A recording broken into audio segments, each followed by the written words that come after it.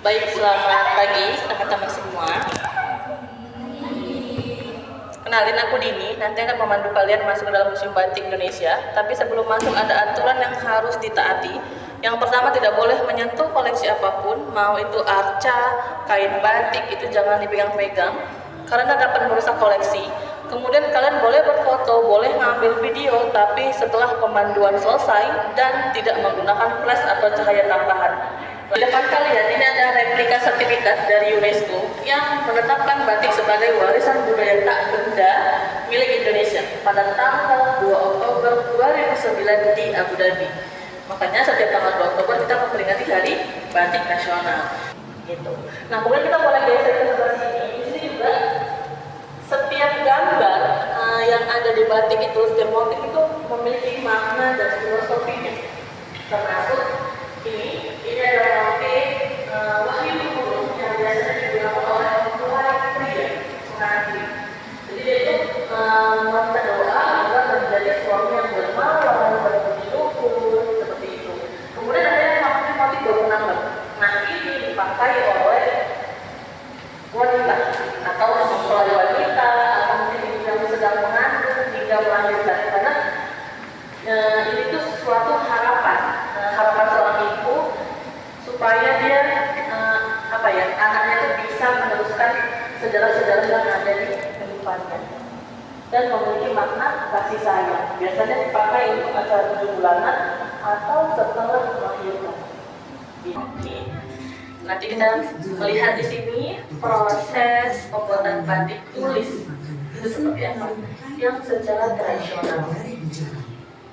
Motif ini bermakna secara kosmologis sebagai penghubung dunia manusia dengan dunia bawah. Nah, di sini ada alat dan bahan untuk membuat batik. Yang pertama namanya canting. Alatnya canting seperti ini, seperti pensil.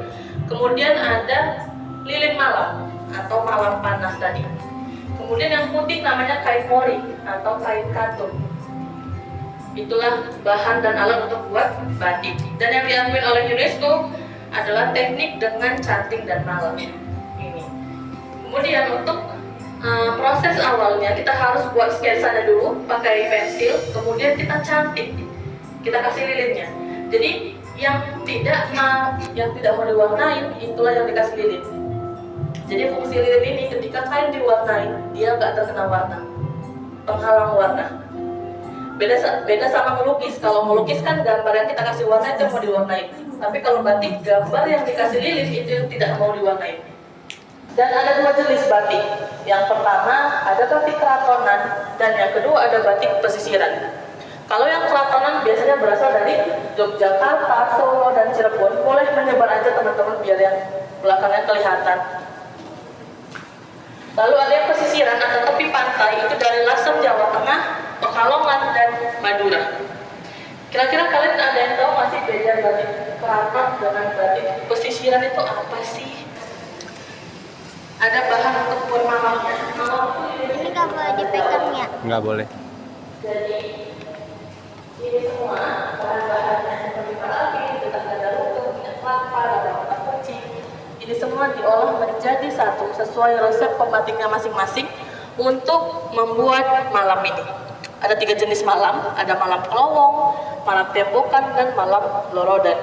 Kalau yang kelowong itu untuk tahap pertama setelah pensil, untuk menebali garis. Kalau yang tembokan untuk menutupin background kain atau menutupin motif yang sudah diwarnai. Kalau yang lorodan itu hasil dari perebusan kain tadi. Jadi Coba.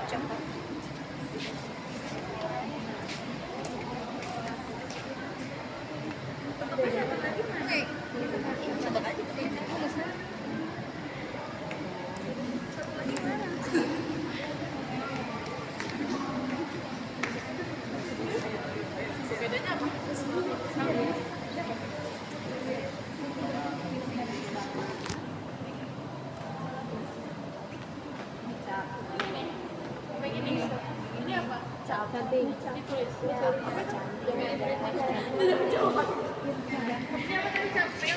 Ini tulis ya.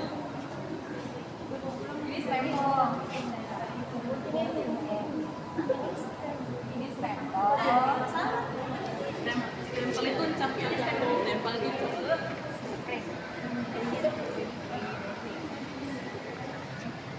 Mix ya. Tahu pepper.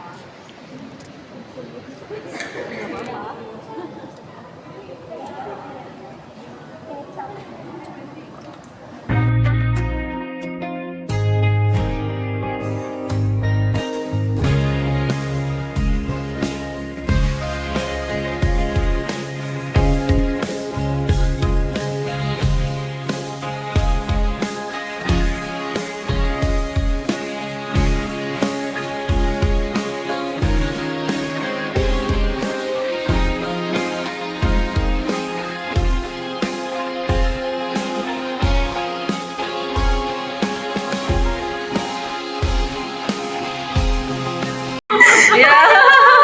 Tapi Gak apa-apa, itu model itu kan. Model baru lagi. Oh iya beda jadinya. Iya. Beda. Origami cutting. Ya, coba.